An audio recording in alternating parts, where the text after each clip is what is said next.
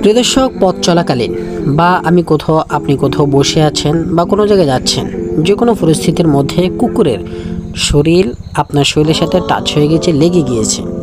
এমত অবস্থায় আমার শরীরকে নাপাক হয়ে যাবে? ওই কাপড় পরে কি নামাজ ইত্যাদি পড়া যাবে? কোরআন তেলাওয়াত করা যাবে?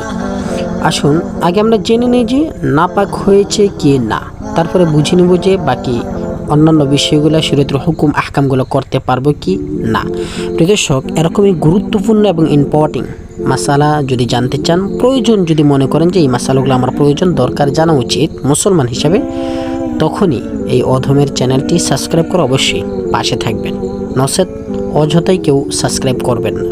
প্রিয় দর্শক, যদি আমার শরীরের সাথে কুকুর টাচ হয়ে যায়, তখন দেখতে হবে যে কুকুরের শরীরটা কি শুকনো নাকি ভিজা।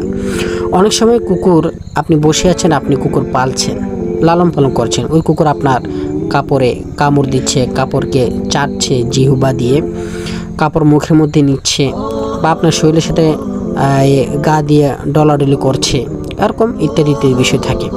যদি এরকম হয়, সর্বপ্রথম দেখব যে কুকুরের শরীরটা কি শুকনো না ভিজা। যদি শুকনো হয় তাহলে আমার শরীরে লাগার দ্বারা কুকুরের শরীর, এতে কোনো সমস্যা নেই, কাপড় ইত্যাদি নাপাক হবে না। কারণ কুকুরের শরীর হাকিকতভাবে পাক, কিন্তু তার যে লোআব অর্থাৎ মুখের লালা রয়েছে, ওই লালাটি হচ্ছে নাপাক। হ্যাঁ, এখন আসুন লালার কথা।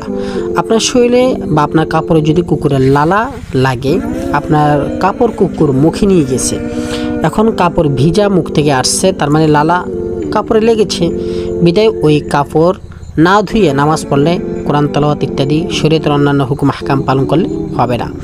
অর্থাৎ যে সময়তে আবাদতবন্দি করতে গিয়ে শরীরের কাপড়ের পবিত্রতা প্রয়োজন হয়, ওই সময়তে আবাদত হবে না, ধোয়া ব্যতীত।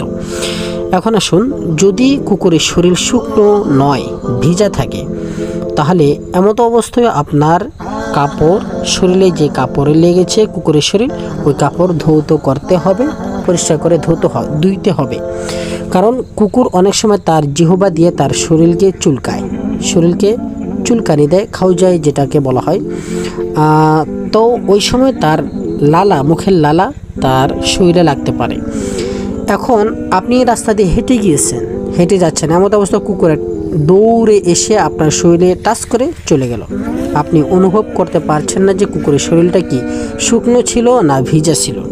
এমতো অবস্থায় আপনার কাপড়টি আপনি ধুয়ে নেওয়াটাই হচ্ছে বেটার, ধুয়ে নেওয়াটাই হচ্ছে উত্তম। আর আপনার যদি একিনি এবং বিশ্বাস থাকে যে না, কুকুরের শরীর